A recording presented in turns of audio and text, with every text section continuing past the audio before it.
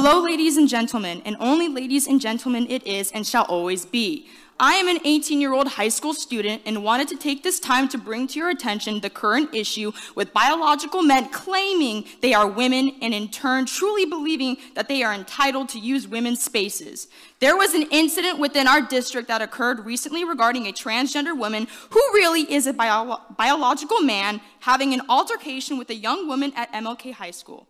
It was infuriating when I had seen the video on social media, but what was detrimental to this is the fact that this man is and has been using the women's restroom and locker room. Firstly, the question we must address is why are we affirming the mental confusion of this boy and putting the safety of women in jeopardy by allowing mentally confused men to use the women's spaces? Of course, any male who claims he is a woman will accept it, but what about the women? What about the true girls like myself who are female down to our DNA? Why don't we ever get a say in whether or not we are comfortable with this? The truth is, we aren't. The majority of us aren't, and yet nothing has been done to protect the safety of these women. I will conclude with this. It all starts with you. You are in charge of the safety of us women and the kids of our parents. So please do something about it. Thank you. Wow, she was awesome. It all starts with you. That's when I always say the days of passive parenting are over. You have to pay attention to everything your children are learning, everything they're reading, everything that's going on their iPhone, but you also have to be an advocate for your children. You cannot sit idly by and hope that another parent, another mother, another father will say something on behalf of you or your children, because they will not.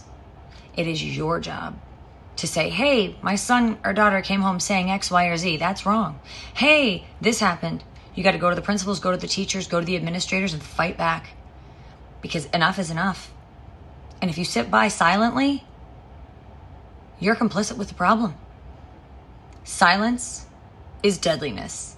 And silence is basically saying you agree with their narrative. How many of our young girls have to be hurt? This is happening everywhere. This isn't just MLK or wherever she said she goes to school. All over our country, all over our locker rooms, all over our women's bathrooms, all over our women's prisons. Okay, this is not a new situation. Men are harming women everywhere.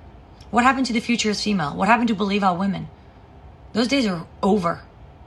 Because now, insanity has prevailed. The devil is one step ahead of us. And unless we fight back, our children, our future, our country, it's over.